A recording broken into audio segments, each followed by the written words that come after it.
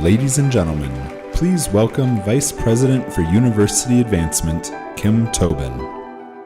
There are a lot of people who bleed green and gold in this room, and the next person is one of those people who leads the pack.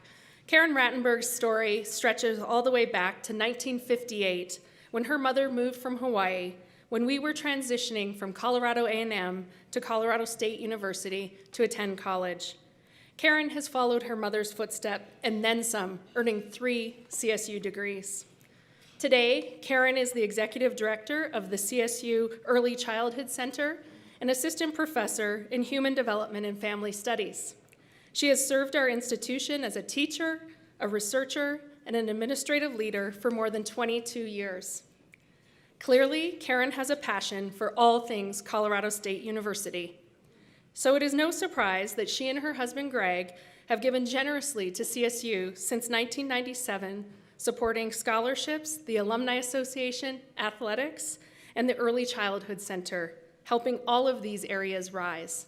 Please join me in welcoming Karen Rattenborg to the stage. Thank you, Kim. Thank you, everyone, for allowing me to be here today. I am here tonight because of my passion for Colorado State University. More than that, I'm here because of my belief in our land-grant tradition of access, my passion for mentorship, and my belief in potential.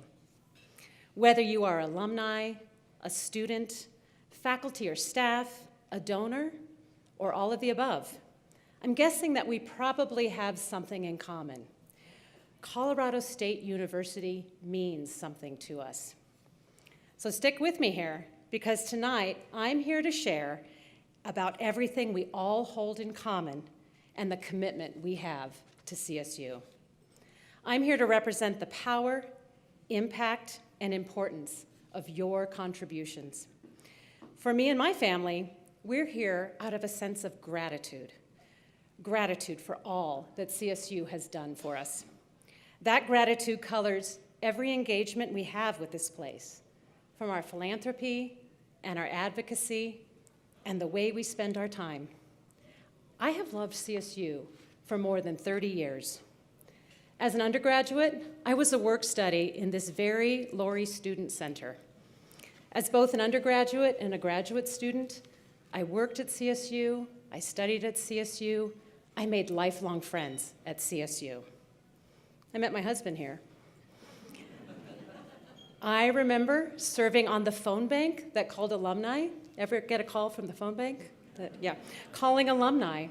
And I remember the conversations I had with them and the ways they inspired me with their generosity and their gratitude. I remember their gratitude. As a student, I experienced, as I do now, what Colorado State University represents for so many of our students: the potential, that ability to see the dream, the potential of our research that solves problems, our service building community, and our students changing the world.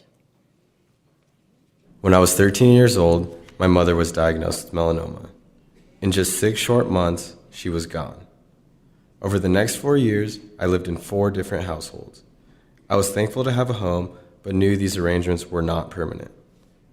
I knew that my future was in my own hands. As a distraction from the hardships of being an independent youth, education challenged me to grow both in the classroom and outside of it. Although I struggled when I first arrived at CSU, I was able to grow myself with the support of my RAM family.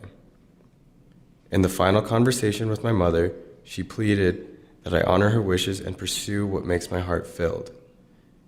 At that moment, she opened my eyes to my own potential.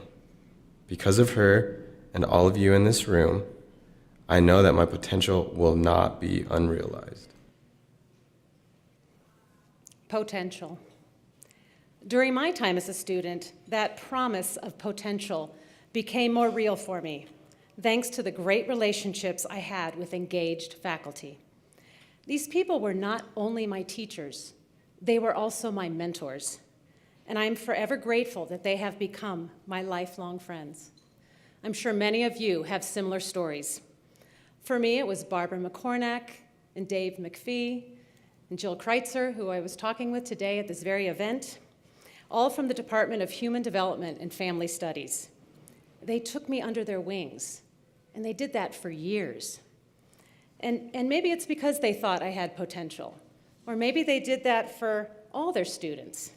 But nevertheless, they changed who I was by opening my eyes to potential and reframing my view of what was possible.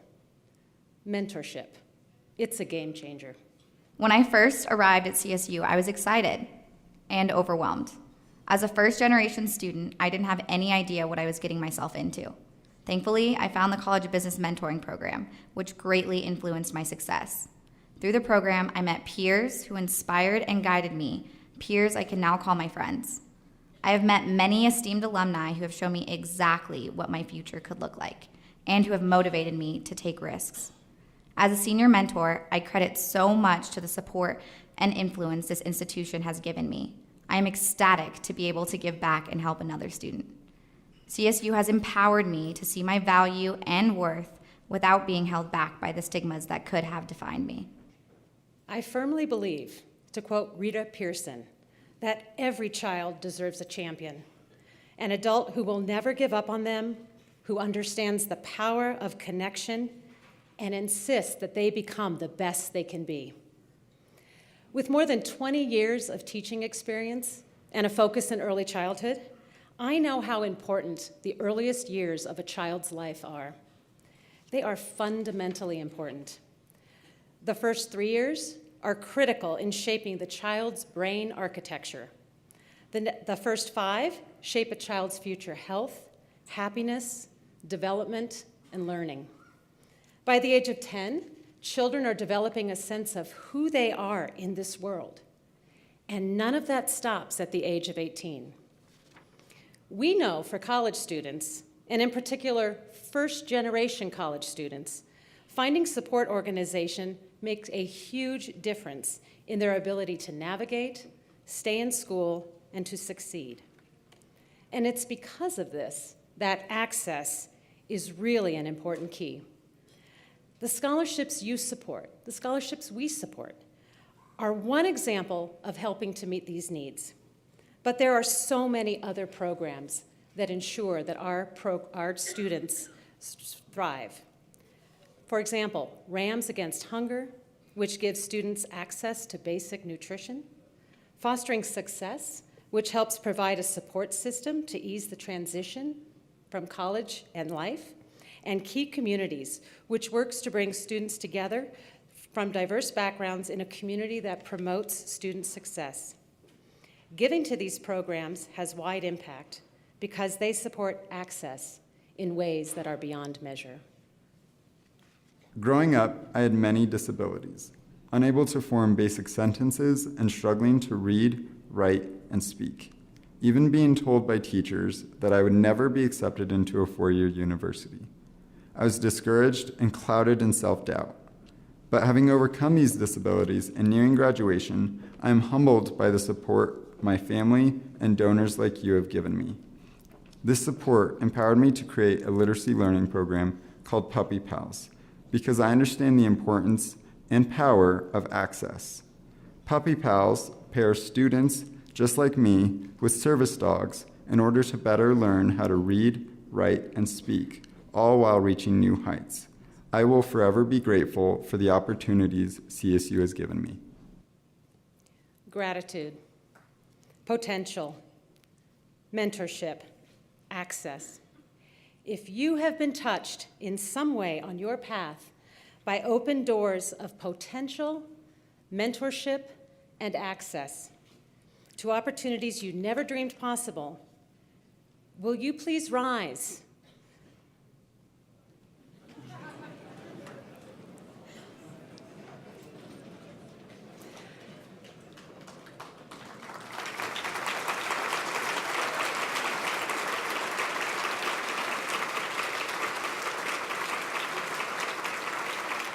I'd like to introduce you to the faces that went with the voices today.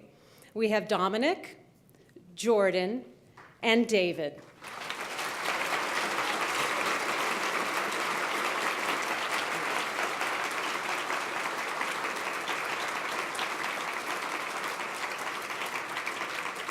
I want to thank you for sharing your stories with us tonight. It's so clear, isn't it? The power of what we are celebrating here tonight. Thank you for all that you do, for all the support that you give CSU. We couldn't do it without you, so thank you.